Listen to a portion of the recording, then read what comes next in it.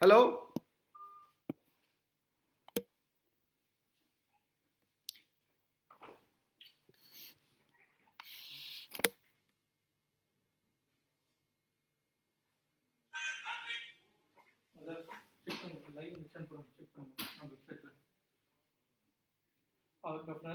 லைவ்ல இருக்காரு.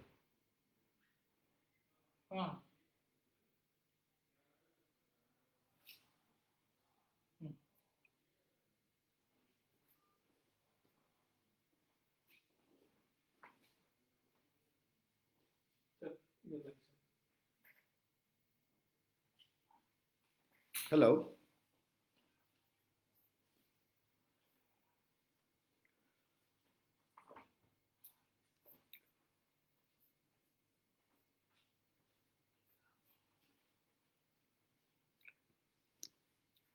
Hello, this is Dr. Naresh Shanmugam from Dr. Raila Institute and Medical Center, Chennai. I'm a pediatrician and also I'm a pediatric liver specialist and a gastro specialist. Today, I thought I will give a bit of overview about uh, this corona infection in children, what happens with gastro and liver problems, what precautions we need to take about them.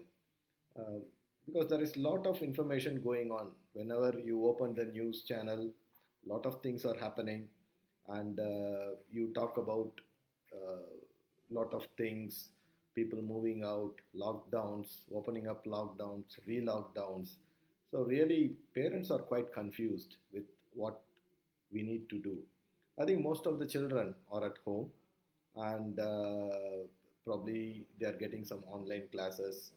They are not going out to play. Uh, so how we can keep them healthy? How we can engage them? What sort of information you would need to keep these children alert?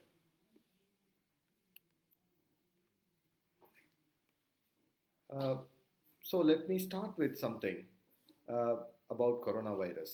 I think viruses are there even before mankind, and this coronavirus is not new. It was there for several millions of years, and we are immune to it. But this new type of coronavirus is a mutated virus. People think they have come from bats or from animals such as small antelopes, which is passed on to humans. What happens with this new coronavirus is that since our immunity has not checked it, it is a new type of infection. So people are getting infected because of the way it spreads, like a droplet spread. It's contagious and people are getting it. Some are getting sick, some are getting asymptomatic infection. So this virus, when it enters to human body, it goes through your nose, eyes, or your mouth, and it sticks to the cells in the mucosa. In the mucosa, they multiply, which takes roughly around 5 to 7 days time, where you can have a bit of sore throat, cough, cold. And in majority of population, like 97 to 98%, it goes away. About 90% of population will not even know that they had an infection. 8% might have a little bit of sore throat, a little bit of fever, and 2% of population might get severe infection where they need to go to hospital, where they might require ventilation, that they might they might require ventilation. Uh,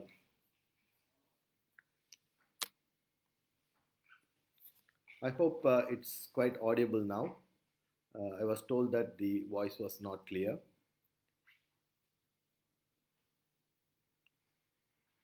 So what happens to adults? The main mechanism is it triggers immunity and our immunity tries to contain the virus. But sometimes the immunity can be overreactive, and that's what happens with children. with the adults, where there is a overreaction of the immunity, and then you get into trouble. You get small clots in the blood vessels, which causes difficulty in breathing and require intensive care. This coronavirus requires a receptor to get attached itself to the cells, and it is thought that children has less amount of such receptors, or even they don't have those receptors for the virus to attach, and that is the reason why the severity of illness in children is much less. Most of the children are asymptomatic carriers, where they might not have anything. It is good in one way that children are not getting affected, but we have to have caution, because these children at home, there are old people at home, and these children, because they are asymptomatic, nobody would know that these children had problem. So they can go to the grandparents, they can sit with them, and it can affect them. For older people, it's a different scenario. The disease can be quite severe, and they need to be hospitalized, and sometimes they might require ventilation. So, what happens to children when they get infected? Usually, or I would say 99.9%, they clear off the virus without much trouble. The overall literature worldwide, the infection to children is very low, and also the children who become really unwell are very low. The children who get problem because of this coronavirus uh, has a different form of illness. They get peeling of the skin, they can get uh, problems with the heart, and what we call a disease called Kawasaki disease. This disease, we know for a long time, is an immune related disorder, and we give IV immunoglobulins to treat it. Some of the children has a similar manifestation to this Kawasaki disease, with fever, peeling of skin, and heart problems. Let's come to the gut and liver. Luckily, liver is not the target for coronavirus in children. And when you do the blood test, sometimes the enzymes, the what we call SGOT and SGPT, are slightly raised. It doesn't mean that the liver is affected. I think it's generalized part of the illness. And sometimes, if with the severe disease, the enzymes can be very high, which tells that the disease severity is much higher. Presentation with a liver failure or jaundice is quite unusual in children with COVID disease.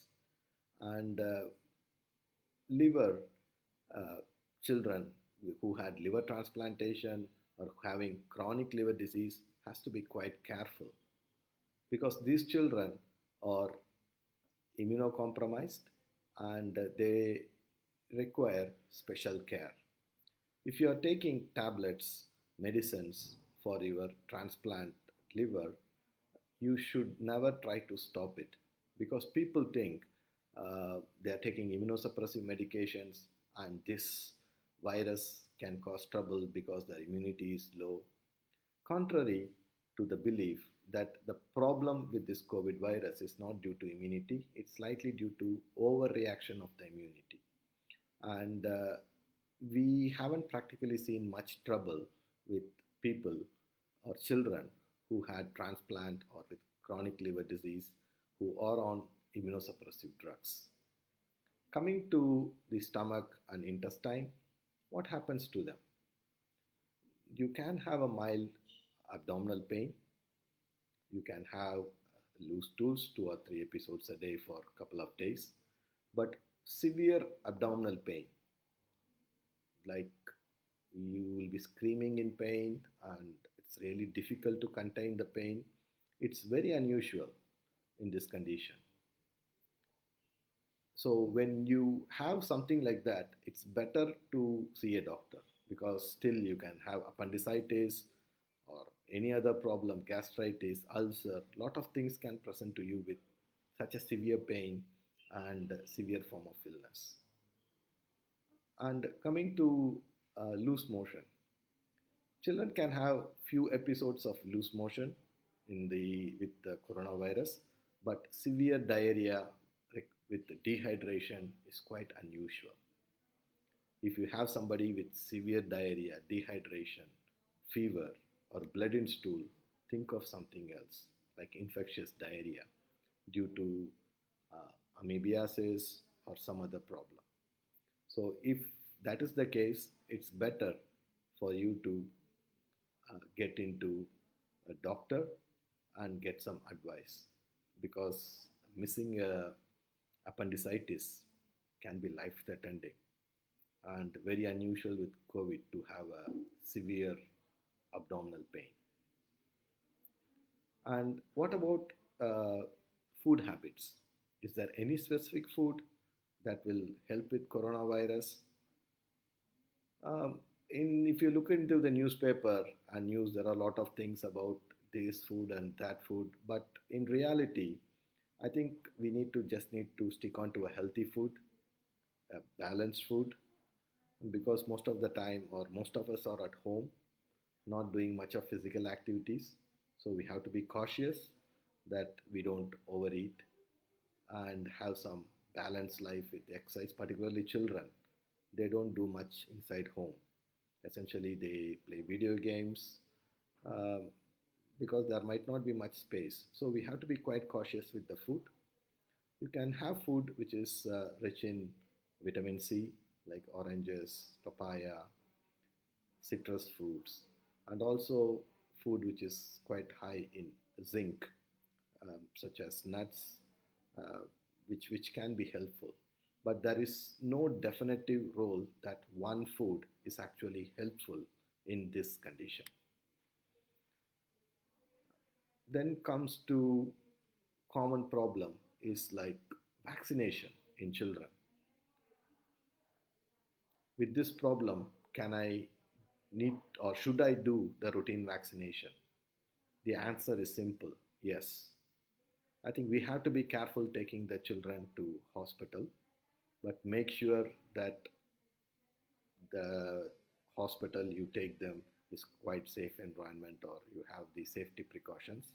But primary immunization, where you need to give the DPT, polio vaccines, primary vaccination has to be done because having an added infection will only cause trouble. Moreover, if the child or an adult needs flu vaccine, which is an yearly vaccine, it is good to give because having a flu, the symptoms can be much similar of to the COVID uh, problem. So it's better to have this flu vaccine. I think any of the doctors, the children, there is a different formulation. For the adults, there is different formulation. So better check with the doctor and get the flu vaccination done because we don't want to get a different type of flu and then because nowadays anybody who coughs or sneezes have been put into quarantine and there is a overall fear around. So it's better to prevent ourselves and keep us healthy. And then coming to newborn children, uh, whether they can get COVID. Newborn babies usually don't get uh, COVID infection even if the mother is positive. It's very unlikely, but still they can get it as well. So hospitals usually have a policy, special policy to keep these children in a safe environment so that they don't get infection.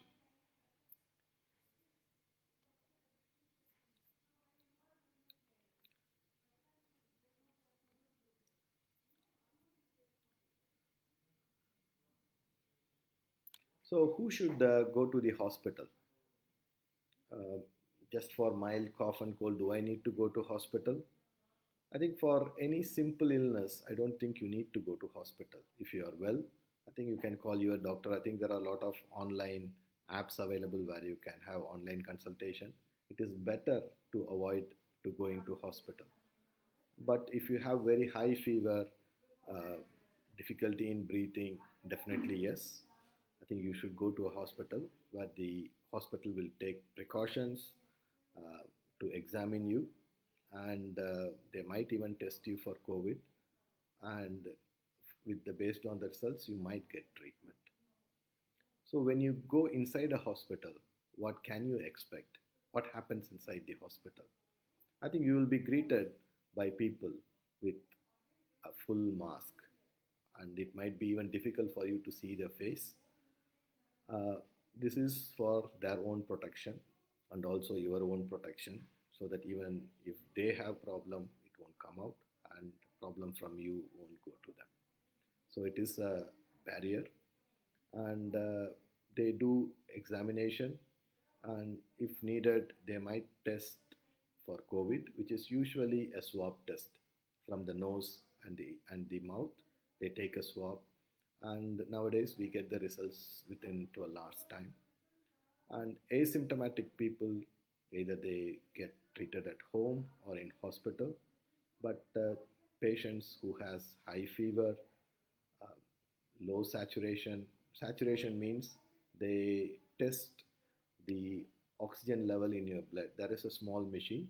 When they put into your finger, it tells about how much oxygen you have in your blood. And usually it is around 97%. But in the COVID disease, when it's moderate to severe, the blood oxygen level goes down. And when the blood oxygen level goes down, you have difficulty in breathing, you might require oxygen, and when they do x-rays, you get x-ray changes.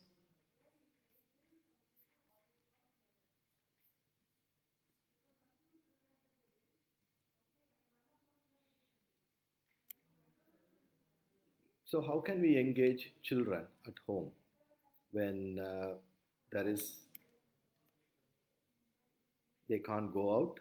I think they get few things online where they can read, they can draw, watch TV, but it's going to be quite difficult. I think it's better to have like family games, like board games, where you can involve the family. Having meal together will be helpful. But there is no problem in them when the brothers and sisters are playing together in open terrace. They can't go to a park where they can mingle with the other children. So it's always better be away from other children, because as I said, these children, lot of children are asymptomatic carriers. So it is very difficult to tell whether they have the disease or not. So it's always better to keep them away.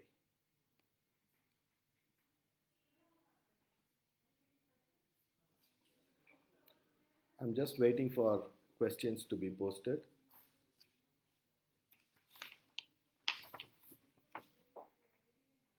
I think somebody has asked, do the virus transmitted from dead bodies patient to alive patients? Uh, I think at present there is no evidence that the virus get transmitted from dead people to the live people, because it has to be in an aerosol form to get transmitted. When somebody is dead, usually the government has protocols how to cover them up. So there are certain guidelines how the patient has to be cremated, how they have to be wrapped up. The problem comes is gathering.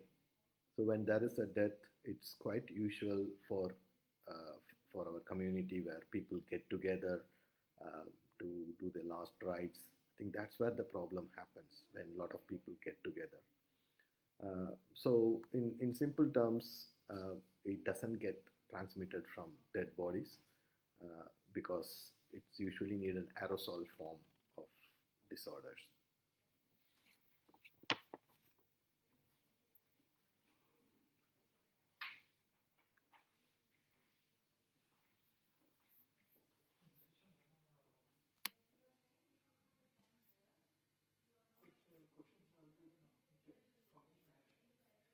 I'm just waiting for some questions.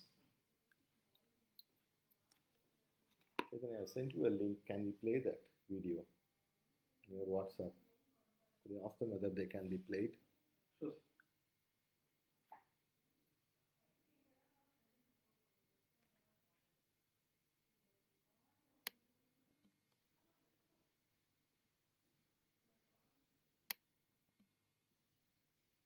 I'm just waiting for some questions. I think if you people who are watching has some questions, can post some questions so that I can answer them. I know a lot of people has a lot of doubt, particularly people who are looking taking care of children.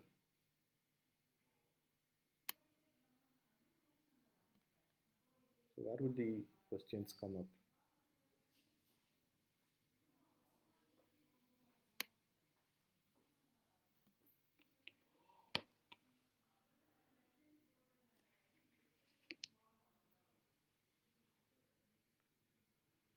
There is a question asking whether any transplanted patient got infected with COVID. Yes, there are few transplanted patients who had COVID. Luckily, as I said, the infection to them is not that severe, uh, probably because they are on immunosuppression medications. Uh, but we have to be careful, better not to get infected if you have a transplanted or if you're having immunosuppression.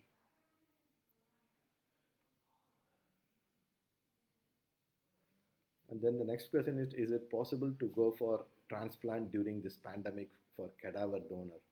I think basically there is a lot of problem generating cadaver donors. Essentially, this whole of the country is in lockdown. So getting a cadaver organ is practically nil. Even if there is a cadaver organ, uh, we have to do COVID test. People have done it and then wait for the results and then can be transplanted, which people have done. But the practical problem is actually getting the cadaver organ now.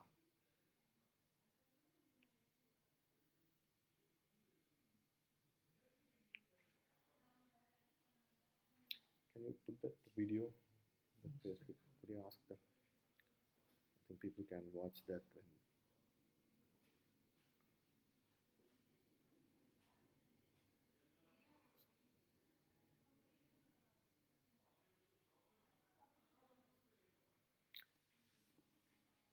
Then the common doubt about vaccination. Um,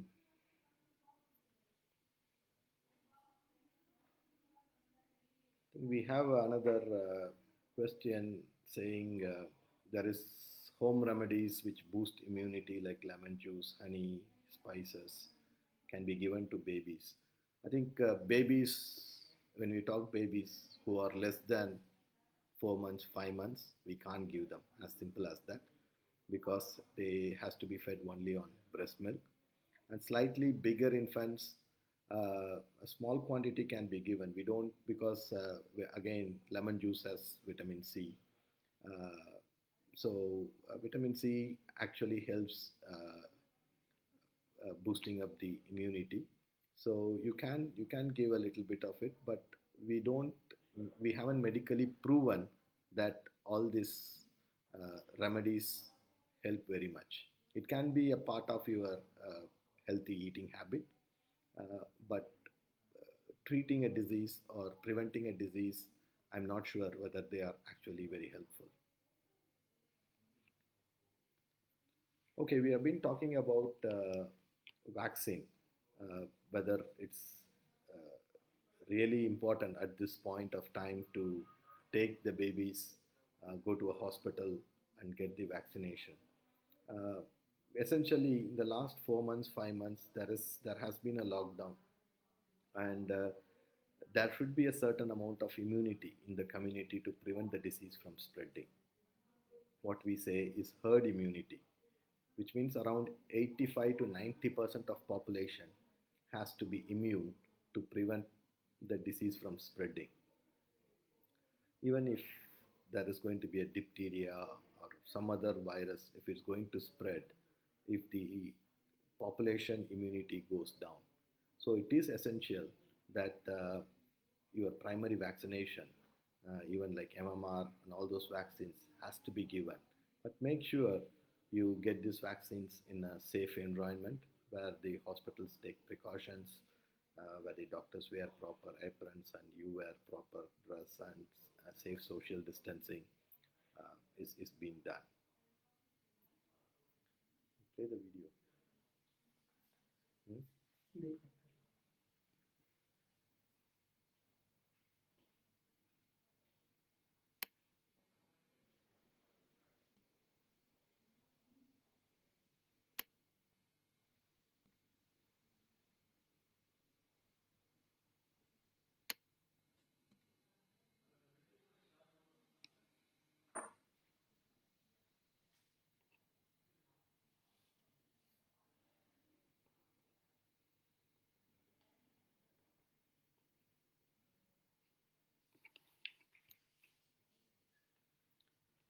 I think somebody is asking some basic tips for children. I think the basic tips for children is same as for adult. Essentially, um, having safe distancing. I think within a house you don't need to have because you live together and that is practically you can't separate within house.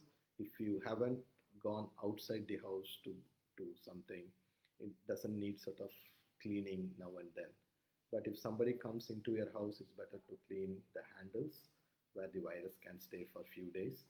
And hand washing is very important, particularly children when they go out.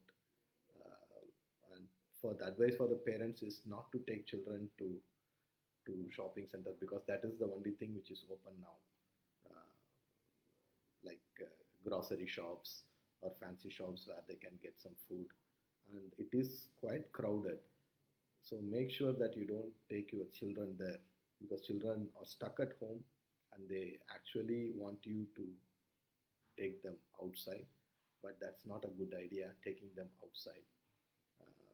And even if you go out, you make sure that you wear a mask properly, not below your nose.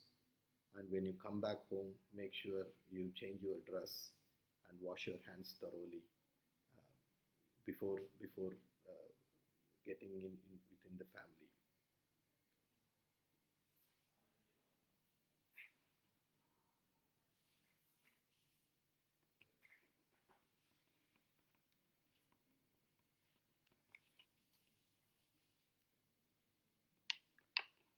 Some of the I got a question saying that whether there is any Ayurvedic preparation, the treatment for uh,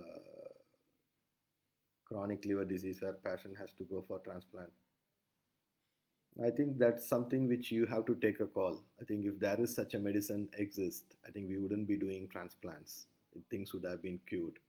Most of the time, they go to Ayurvedic for an acute viral illness. They go, they get some medicine, it get cured. But for chronic liver disease, whether it's going to be due to virus or it's going to be metabolic disease or whatever disease, if it's a chronic liver disease once sets in, none of the Ayurvedic medicine will be helpful in reverting the cirrhosis. Uh, the only way, if there is an end stage liver disease where you go for liver failure, only liver transplantation will be helpful.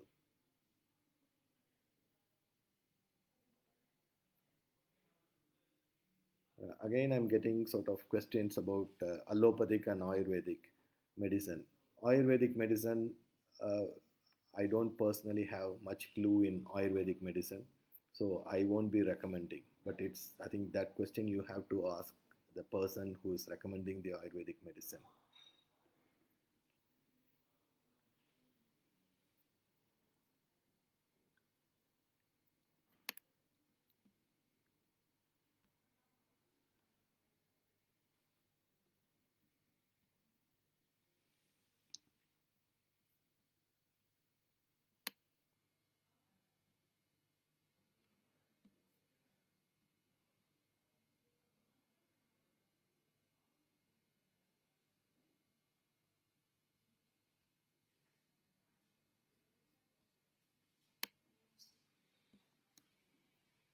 I think I'm just waiting for some questions. If there are no further questions, probably we'll close the session.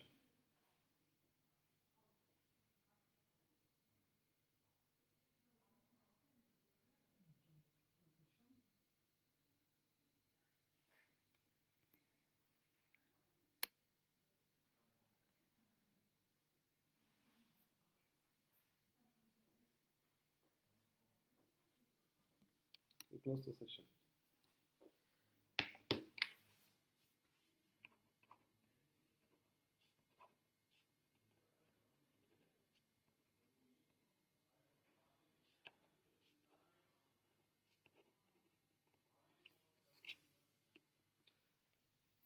Okay, viewers. Uh, I think it's been half an hour, and I've been talking for half an hour, and I had some few interesting questions. I think with this, I would like to close the session, and I would like to thank all those who have been watching the session, and I will meet you soon on a new episode with newer set of questions. Thank you.